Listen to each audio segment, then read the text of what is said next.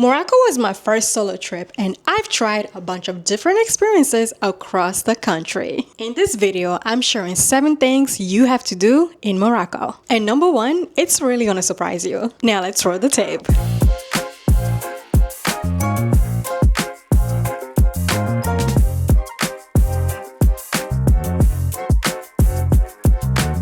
You have to do a vintage sidecar tour. You go to the Old Medina, the Galiz district, but the highlight of this entire tour is how it ends at a private artist residency with an upside down house. Yes, an actual upside down house. This is owned by Jean-François Fortu and the place is called Dar el Sadaka. Be mindful when you walk into that upside down house, gravity will mess with you. Let me know in the comments if this is something you'll be open to try, and I will link everything in the description for you. Hot air balloon. This is the best $150 you spend in Morocco. I am crossing off a major item on my bucket list, and I specifically wanted to do this on the continent. I've been dreaming to do this,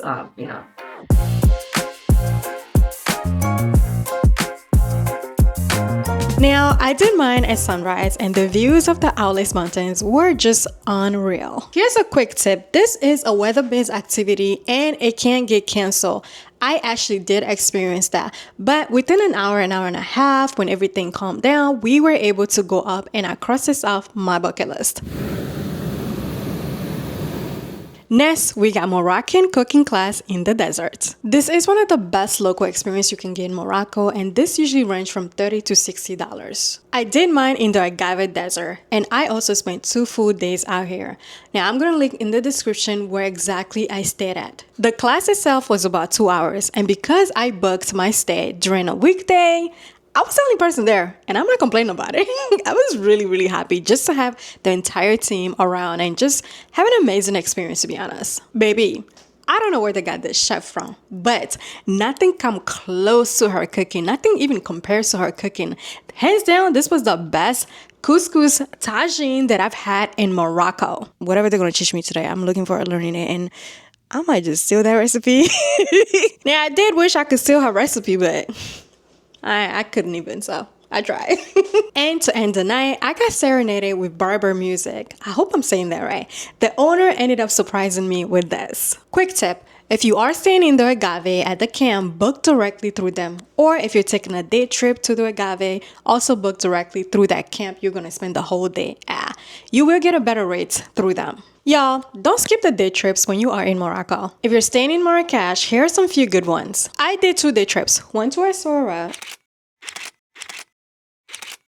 and one to Tangier. Essaouira is the easy one. It is 2 to 3 hours away from Marrakech. And if you do have enough time, make sure to check out Salut Marak. That was an amazing rooftop to be at. Tangier is a bit further, but I did take the fastest train in Africa. Y'all, let me know in the comments if you love me to show you the entire experience. And yes, I did vlog there.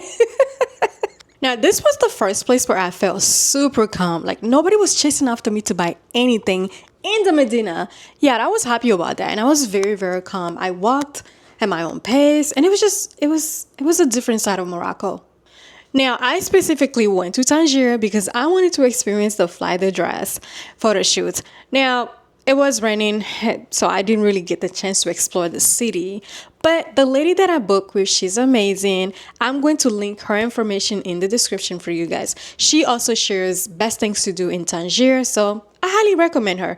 Now, have fun, enjoy the city, explore the rooftops, and you're gonna have fun.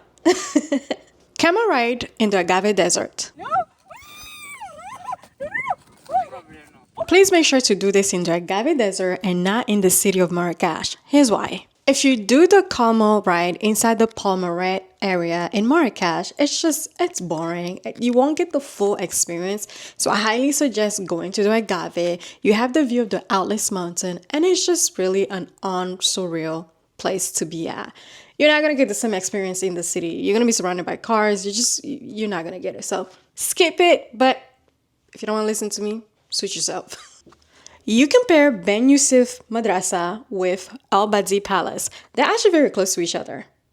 Al Badi is open ruins, big space, easy to walk through, while Ben Youssef is more detailed, beautiful architecture, and it used to be a school.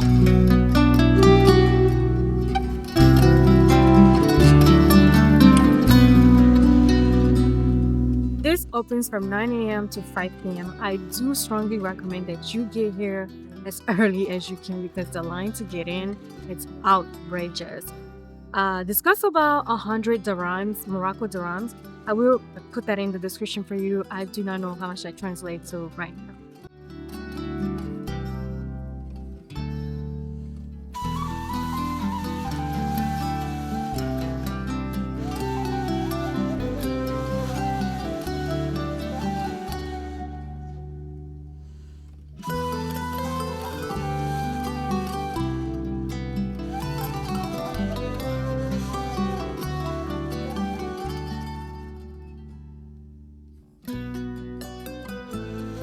Lastly, explore the souks in Morocco, but watch out for the scams. This was another crazy thing that I had experienced because I've lost touch with what it's like to bargain. Y'all know I'm African. I'm from Togo, Togolese born. And grew up in the United States. I just forgot some certain things. So I highly recommend that you go with a local and that can help you and then you don't get overcharged. Again, you just gotta have some tough skin when you're traveling the continent. Now I'm gonna save all the other stuff for like my tips of things to know before going to Morocco.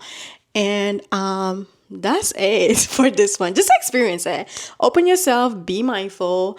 Do not trust anybody that's trying to sell you anything or anybody that's telling you like, that's asking you like where you're going, and they're trying to give you directions. Don't just follow your guide. This is the one where I will highly, highly recommend that you get a guide because y'all, I got scammed.